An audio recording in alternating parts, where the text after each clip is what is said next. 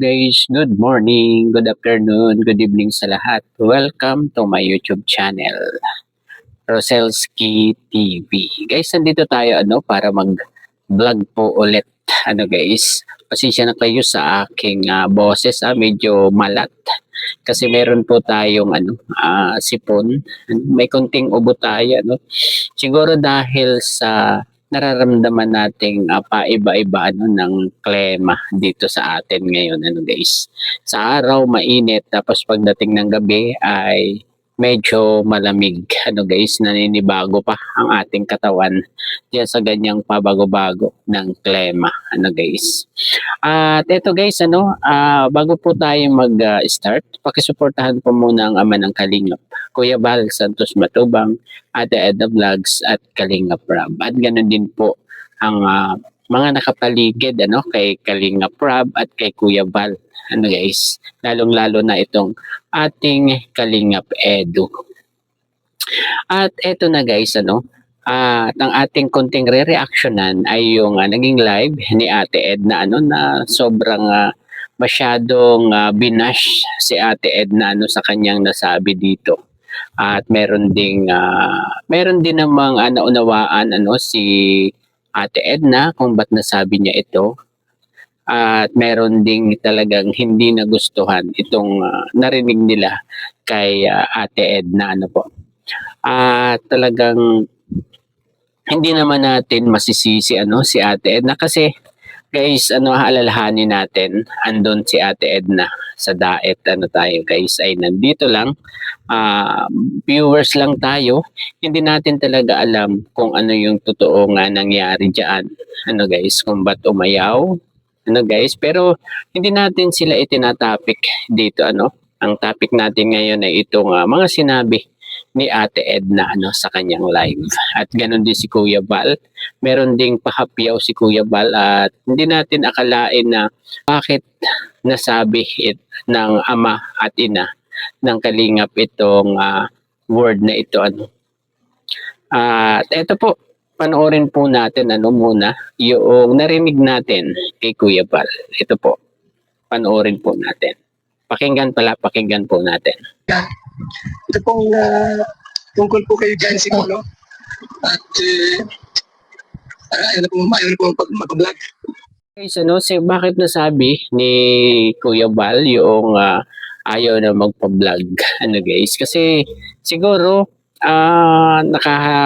nakaramdam din si Kuya Bal ng dahil doon sa pag sinabi niya noon na pag-cutting ribbon doon sa kwarto ni alam niyo na kung kanino, pero hindi siya napagbigyan nung araw na yon guys, kaya medyo siguro naisip ni Kuya Val na siguro ayaw na magpa-vlog talaga at siguro ay talagang sobrang nasaktan itong na to, kaya siguro naunawaan naman yan ni Kuya Val guys. At ito na po yung kay Ate Edna na live napakaraming na real talk ni Ate Edna dito guys. Mapakatulad kong reactor, vlogger at ang yung lahat na nagko-content kay Kalingap Edu ay talagang medyo tinamaan dito sa real talk ni Ate Edna. Ito po, panoorin po natin. Pati yung magulang ni Edo nadadamay, wala mang kamalay-malay, gawa ng mga bashers, gawa ng mga topic ninyo, kata-topic ng mga reaktor. Sisisihin si Edo, di daw inaasikaso. Ano asikasuhin ni Edo? Wala naman dapat asikasuhin doon. Bakit may kontrata ba sila? Wala man yung kontrata.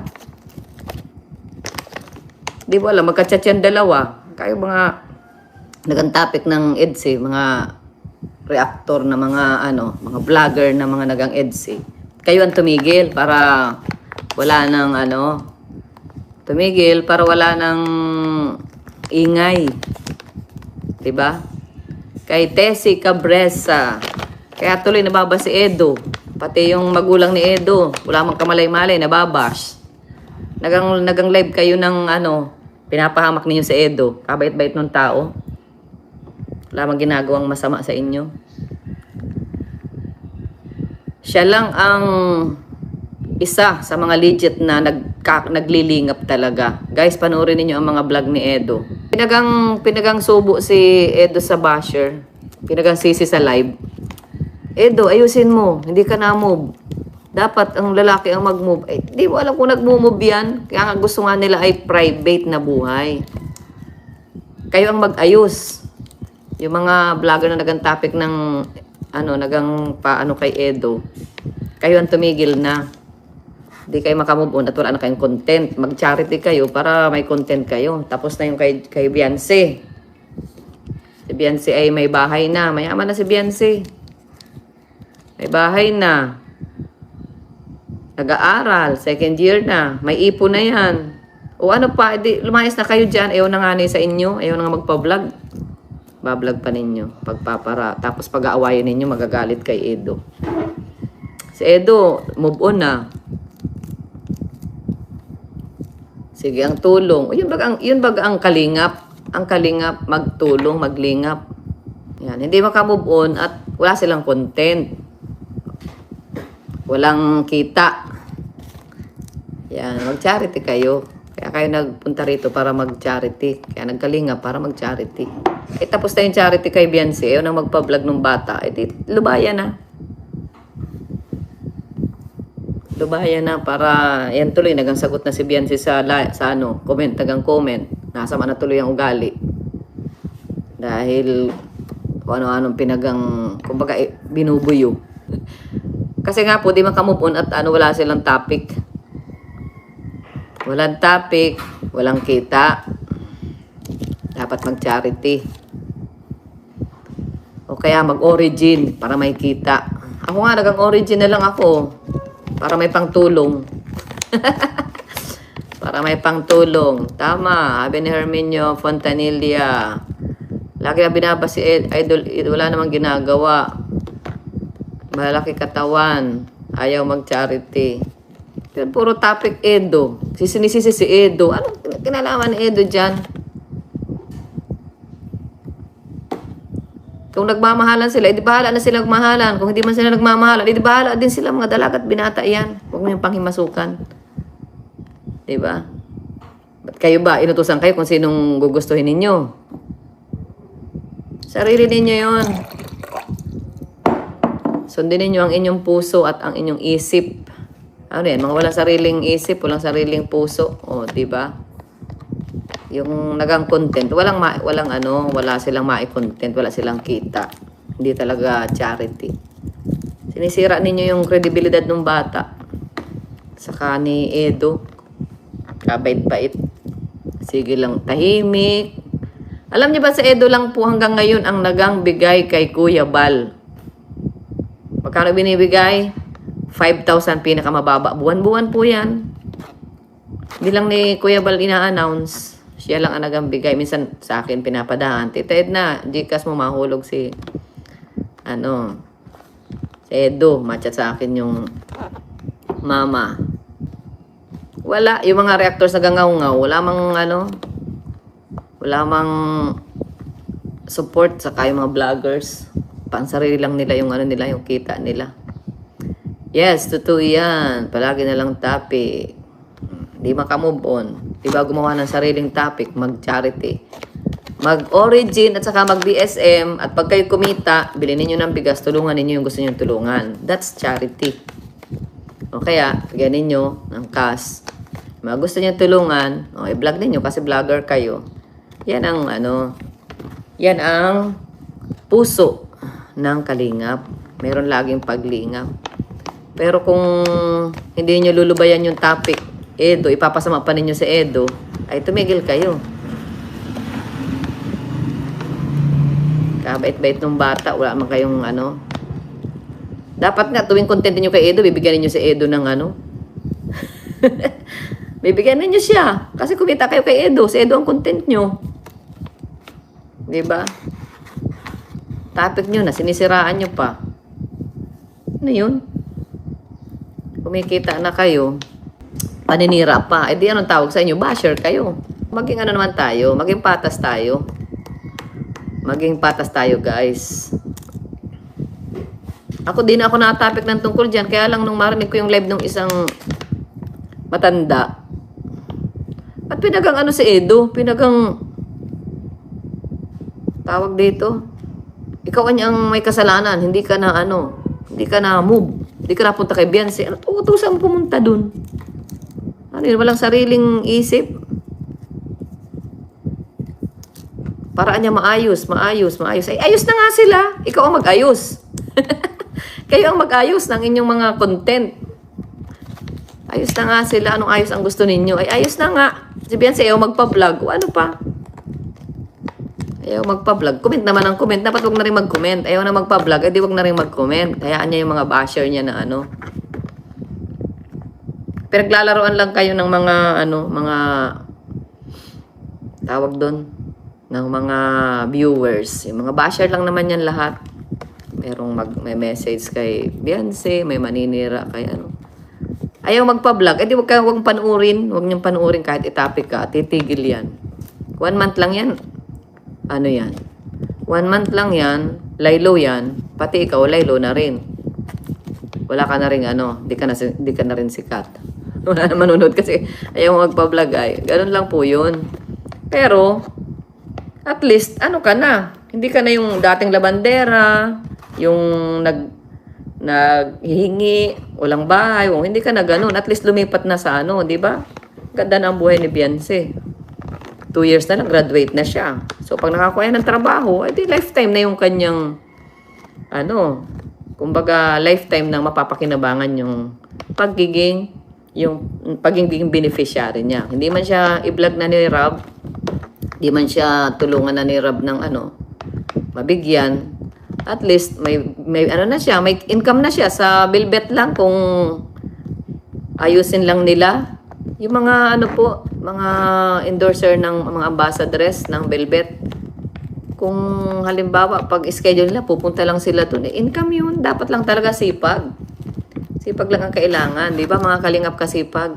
Yan o, gayahin ninyo si Ate Edna Vlogs.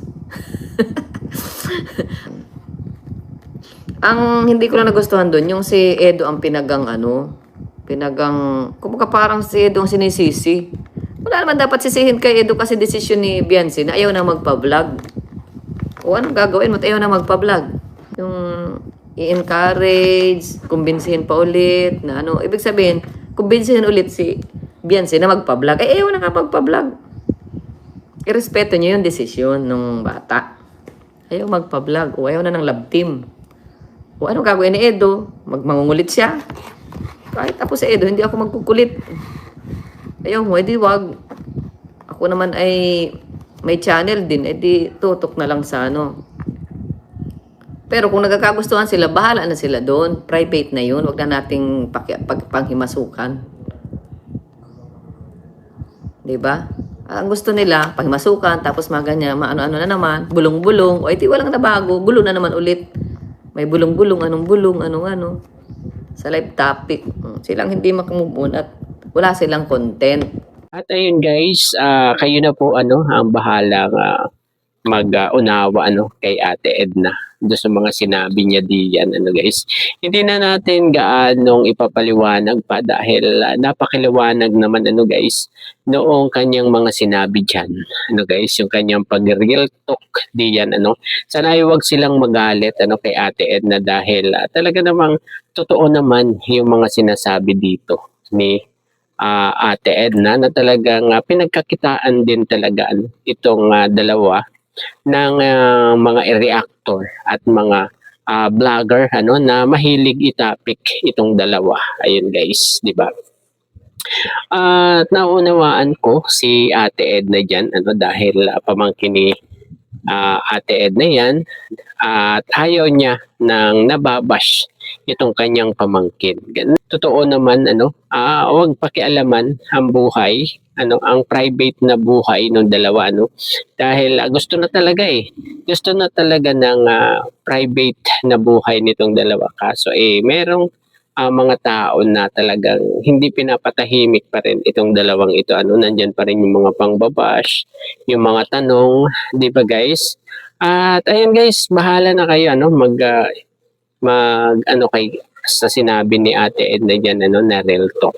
Ayun, hindi na nakatiis itong si Ate Edna ano na magsalita ano dahil grabe talaga yung pangbabash kay Kalinga Edo. Ano guys, doon sisihin, 'di ba?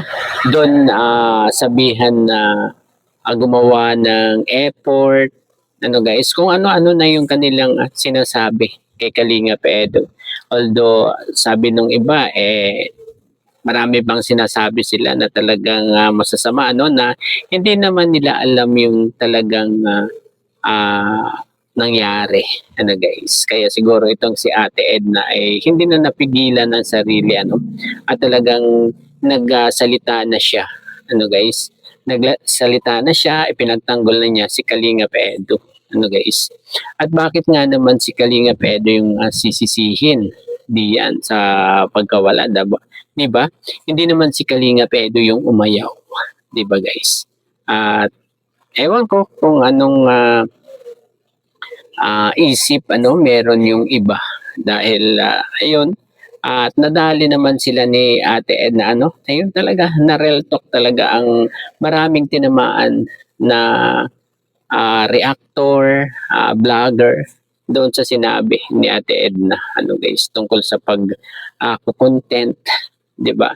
Sa pag-topic kay Kalinga Edo. Naawa siguro, awang-awa siguro si Ate Edna doon sa pamangkin niya at maging yung magulang daw ay nasasangkot na sa pangbabash nung iba. Grabe, guys.